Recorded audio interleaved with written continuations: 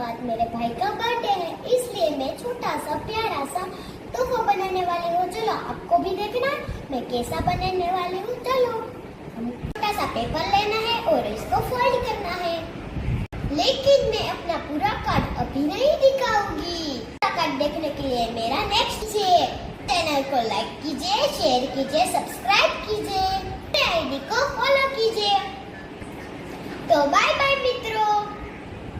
Hello friends, कुछ दिनों के बाद मेरे भाई का बर्थडे है, इसलिए मैं छोटा सा प्यारा सा तोहफा बनाने वाली हूँ। चलो आपको भी देखना मैं कैसा बनाने वाली हूँ। चलो छोटा सा पेपर लेना है और इसको फोल्ड करना है, लेकिन मैं अपना पूरा कार्ड अभी नहीं दिखाऊंगी। पूरा कार्ड देखने के लिए मेरा नेक्स्ट चैनल को लाइक कीजिए, शेयर कीजिए, सब्सक्राइब कीजिए, आईडी को फॉलो कीजिए।